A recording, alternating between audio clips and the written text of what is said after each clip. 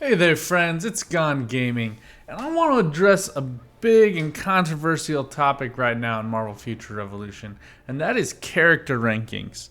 So, first off, I want to address Darth Micro's concerns about character rankings and how it's quote unquote bad for the game. So, I think you have to understand that different people approach this game from different angles. And the angle that I'm really trying to address in my channel is for people who, like me, have a day job and want to play this game at a level that min-maxes a character. Specifically, where you're going to play for free-to-play for a while to see if this is a game you're really committed to long-term. You're waiting to see how well Netmarble handles the content, etc., etc. And so you're really concerned about the time you're putting into the game. You don't have time, like me, to level all 8 characters to level 100. You just don't. It takes enough time to try to run through your blitzes, spec ops, raids, specializations, Omega War, Dark Zone, Dimensional Duel. All of that takes you all of the video game time that you have to put in for the day for your one single character. And maybe you get an extra like 30 minutes while you're watching a show passively leveling another character. But once you get up to like Crossbones around the like level 55 mark or Thanos, it gets a little bit too tough to just do it on auto without looking. So you end up with characters like me who are in the 55 level mark. Iron Man, I just barely started leveling, but like Storm is 55, and Star-Lord and Black Widow are my 100s. And I know I'm committed. I'm still committed to getting all of these up, just so I can give you kind of my broad sense, having played through each of them individually, where they stand. But I wanted to do something that no one has done, that I've seen so far, since I was the first one, to my knowledge, who released a character ranking. I wanted to come back and combat some of what Darth Micro spelled out and explain that character rankings are important. And yes, just as Darth Micro explained, they will change. New game modes will get introduced. New characters will be introduced. I don't know why this is a novel concept to Darth Micro. He does this for Raid. The fact that you can walk into this game and say that all characters are equal is mind-blowing to me. It's just untrue, and it's not helpful to somebody who's trying to pick their first character. And your first character matters. I don't forget anyone who tells you otherwise, especially if you're free to play. Who you choose as your first character will likely dictate how long you play this game. Period. Full stop. Honestly, if I wasn't committed to content creation, I probably would have quit the game after picking Star-Lord. Star-Lord is that bad. Do not pick him unless you're going to spend an unseemly amount of money to get him leveled up, which is a stupid choice, all else held equal. Which brings me to the big thing that I've addressed in all of my character rankings, and which precedes anything we're about to talk about. All else held equal is hugely important. Okay, if I had, thousands of dollars to spend on Star-Lord, even though he ranks consistently towards the bottom of my list, even post-patch, the latest hotfix for him, decreasing his debuff stack from 8 to 7, dude, that does not fix his character. Not even close. It should have been to 5, which we'll get to. But this, playing as Star-Lord with $1,000 into my account would have given me 5-star armor. It would have allowed me to get 5-star Omega cards on the character, which would have made him more playable. But you're missing out on a lot of the stat boosts that a lot of people who are playing Star-Lord as an alt are saying, he's not that bad. Well, yeah, that's because you have your squad rank to 120. That's because you have all of your base stats from titles up to, plus one, 10,000 health. Plus 5,000 attack, just from titles. Of course he's easier to play that way. But when you're playing him as your first character, he is an utter absolute slog. It took me 45 minutes to beat Maestro with him.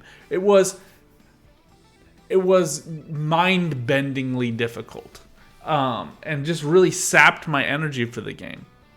I then, I played in the pre-launch, and Black Widow was kind of hands down seen as the best character, and she was, and she still is pretty top of the list, not gonna lie. And I still really enjoy playing her. She does not do all things great. She's not like, there is no character, and I think that Darth Micro's point matches this answer very well. There is no character that does everything in this game better than all other characters. And that is fantastic. If it ever gets to that point, people should probably stop playing the game. Period. And the fact that you can't play your favorite character to the best, at being the best at a certain thing anywhere in the game is a little gross. There are some characters that we're going to walk through who aren't the best at anything. There are some characters who aren't the best at everything, but they're better than average at everything, and that's pretty solid as well. But the people who, just Star-Lord is that one, who's not great at really anything. There are other characters that are better at debuffs. Like Burn, yes, Burn is really good, and Burn can help you get new times, better times in Spec Ops. Period. I mean, that's helpful in that game mode if you're fighting on Sakaar against War Machine. Then Star-Lord is helpful in getting you maybe like an additional 5% boost to your total score. I don't think, but while he procs that, you need to bring in 3 other characters that do single target damage that also have good AoEs to clear all the ads to get you to War Machine fast enough that debuff procking matters. And Iron Man can do the burn as well. So would you rather have Iron Man or Star-Lord on your team? And the pretty clear answer from having done raids and Spec Ops with teammates playing as these characters every day is definitely Iron Man. So let's jump into the rankings. This is enough talking for me, dithering. What I really wanted to do in this is explain to you guys why and how I got to my calculations, okay? So, this is not super scientific. These are all my opinions. You can have different opinions. Good for you. I'm not gonna hear. I want to hear what you have to say so that we can have a good debate about this, so that we can give good feedback to Netmarble, because this stuff does matter. So I've ranked this in terms of the things that I find to be useful. So first off is flying. So Spider-Man gets a 3 here. A lot of people are going to be like, why does Spider-Man get a 3 and why does Black Widow get a 1? Okay, so Spider-Man's flying is not pure flying. He can't really do all of his attacks while he's flying. And his swing motion is weird and awkward. Can be nice for dodging some things, but it's not as clean as it is for other characters. And the dash doesn't really work super well while he's flying. It's just a little obnoxious, but it does get you in the dark zone to where you're going faster than it does for Black Widow and Captain America. Now, why does Black Widow get a 1? Purely because she gets the double jump. She has the Widow's Wire, so you jump once, then you press jump again, and she throws out a Widow's Wire, and she can swing up to something. So in Omega War specifically, this is a little bit helpful. When a crystal spawns on your platform, like where you start in the very beginning, there's like a little platform there. Captain America has to walk around. Period. Full stop. It's the stupidest design ever, and it drives me nuts as Black Widow, and I'm not even Captain America most of the time for this, right? So, but Captain America must walk around. He cannot jump high enough to get there. Black Widow can actually do a jump dash simultaneously. If you press those at the same time, it'll do like a hyper jump, and she can flip up onto it. You can also do the double jump, and she'll get up onto it as well. So that for Black Widow gives her a 1, gives Spider-Man a 3 just because it's a little clunky, and every other flying character gets 5. So this is out of 5. I could bump this to 10 to be honest. Yeah, you know what? Let's put it at 10. And we'll move Spider-Man to 8. I think this might rock the rankings just a little bit, and I'm okay with that.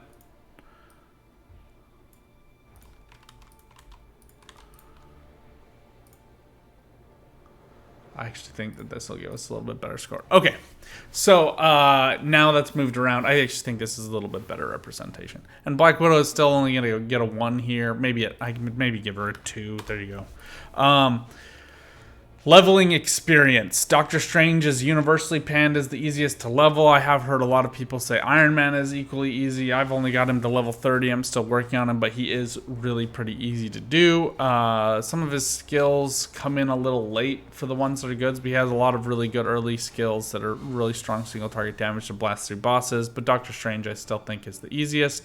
Storm is also very easy, although I'd probably bump her down to a 17 here just because she's a little squishier than Iron Man. Iron Man's still squishy, but not as much as Storm. But being able to blast through the AoE and to do really good single target damage to get through bosses really quickly is superbly helpful. Single target damage.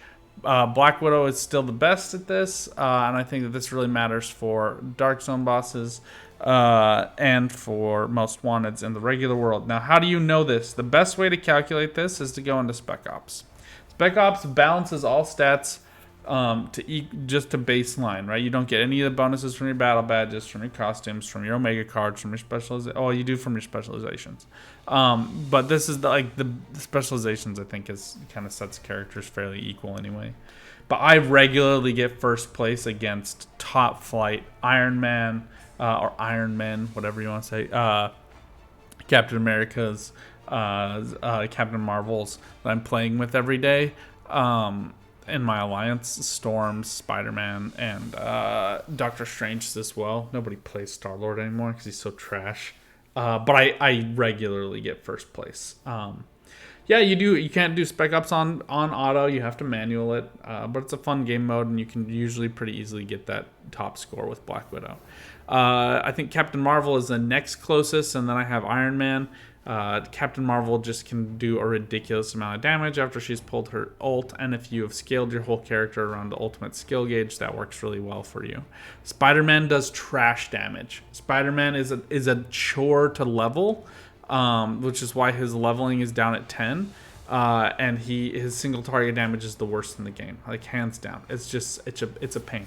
It really is. It's just not fun. Like in PvP, if you're a new fan and you've spent a whole bunch of money and you have like really, really high base stats, it doesn't feel so bad. But if you're in Spec Ops together, he's just slow, he's clunky, he doesn't do enough damage, and it's hard to keep up. Now, PvP, I have Iron Man at 20. He can fly, he can shoot missiles, he has like 2 different iframe moves, invincibility frame moves, which is like where he will disappear and can't be targeted. Black Widow only really has 1 of those. Doctor Strange has none of those. Spider-Man has a couple of them. Spider-Man is also really good at that, like his guard break and at the spider webbing. He also can overcap his dodge, which can be super obnoxious. So in PvP environments, Dimensional Duel, and in Omega War, I think Iron Man and Spider-Man are the best. Black Widow is coming in like a close third there since they're tied for first place. Black Widow can still use her stealth to get away from things. I think Captain Marvel is next up there. Problem with Captain Marvel is you really have to get into the fracas, into the fray, into the battle. She doesn't have a lot of invincibility frame moves. You really revolves around her ult, which doesn't come in time for Dimensional Duel. So she is still really good in Omega War, and she's pretty good in Dimensional Duel because she pumps out so much damage. But she's not number 1. She's definitely at number 4. Captain America is still trash even after the guard breaks.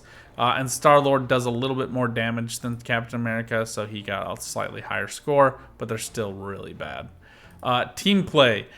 Storm and Star-Lord are basically the same here. They're really good at debuffs. Debuffs are really helpful for team play. Doctor Strange has some healing abilities and has his clones to distract enemies, but Captain America gives that shield. He can do the force taunt, and he does that damage reflection, which I don't...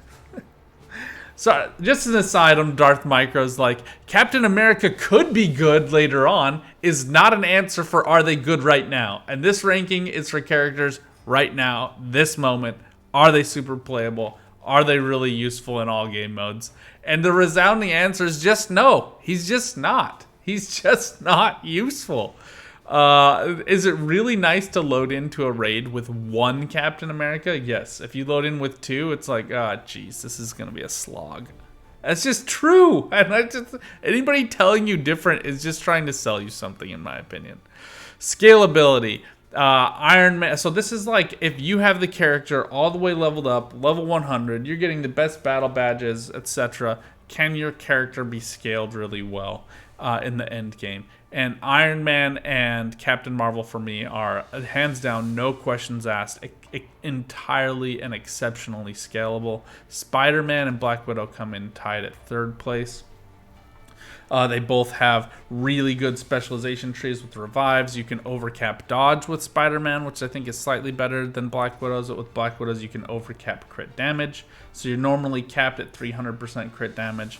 With Black Widow, you can go over that with one of her specializations, I think all the way to 350%, which is just ridiculous amounts of damage output, especially for Dark Zone and against bosses, but also in Dimensional Duel. If you've watched my Dimensional Duel videos with Black Widow, you know that I love to just wait for the first click of that ultimate skill gauge, press it, use up the opponent's dodges, press that, use Assassinate, it's game over. It will kill them even if they're at 3/4 health, unless they're like a 1.5 million power, which is just obnoxious that I get queued into those people. Next, costume options. Okay, so I combined here the stats and looks. If you've watched my rankings video of the best costumes, I'm not including the regional sets or steampunk or any of those because you're not going to get them. Instead, what I'm focused on here is what is the costume set that you're going to be grinding? Does it look cool? And Black Widow gets top marks because her best costume is actually two different options. It's the Red Widow look or the all new, all different look. Both buff the firearms expert skill, which is the assassinate skill, a sniper shot skill. And you get two different options for that, both of which look really cool, but all new, all different looks super dope. For Doctor Strange, it's the God of Magic, which looks really cool. Captain Marvel gets Carol Core, which looks pretty cool. Spider-Man is Superior Spider-Man, which is pretty cool. Storm and Captain America, I don't really love the 80s look, and I don't really love the Secret Wars look. These are kind of just personal preferences. Feel free to replug in your own numbers here. Iron Man gets a really low score here because his backup armor wasn't even an option until just recently. So I guess we could bump him up just slightly to 5. But I don't really love the number one choice for Iron Man is his Superior Iron Man set, and I don't love that look. And then Star-Lord is Sheriff, which is just utterly atrocious looking. And yes, you can apply different cosmetics, but you're going to be grinding the same pieces exclusively to try to get the right rolls on them, which is going to give you more color options for that schema. So, you know, that score does really matter for me. Specializations, Spider-Man and Black Widow take the cake here with their revive abilities being really good. The overcap and the crit damage, the overcap and the dodge, both really important. These I'll be tweaking as I get the characters leveled up and start working on the specializations. If you have comments, thoughts, ideas for this, please post them down below. But from the characters and players I talk to in Top Tier Alliance, the ones who talk about the specializations making the biggest difference are in these categories. Then last but not least, I have the music and commentary. Having played through each of the characters for a couple of hours each, Star-Lord's music and commentary really grated my nerves. I love Black Widow's. The other ones just fall somewhere on that spectrum for somewhat meaningful but not entirely impactful differences here. And this is where we get the sum. So number 1, Iron Man, 2, Black Widow, 3, Doctor Strange, 4, Captain Marvel, 5, Spider-Man, 6, Storm, 7, Captain America, 8, Star-Lord. And I think you see basically 3 tiers here. A tier for Iron Man, Black Widow, B tier for Strange, Marvel, Spider-Man, and then a C tier for Storm, and an F tier for Captain America, Star-Lord. So I guess there's really 4 tiers there. Anyway, let me know what you guys think. I know there's going to be a bunch of people that disagree with me. Again, this does not mean your character is not good if they rank low. Captain America is a good example here, is one of the best people to bring onto your team. But you don't want a Dark Zone full of Captain Americas. You want like 1 or 2 on your whole squad of 50, just to give you guys the defense up boost and the armor boost. And honestly, like if you could have 1 doing one and 1 doing the other, you're solid as gold. But that's it. Those are my thoughts. I hope you guys appreciated this video. I hope you like this tier list. If you do, please leave a like. If you want to see more of my analysis and descriptions, please leave a subscribe. If you disliked it, please tell me why in the comments and leave that dislike button. I also like looking at that as well. Anyway, let me know what you guys think. Until next time, though, good luck out there. Have some fun and keep on gaming. Bye for now.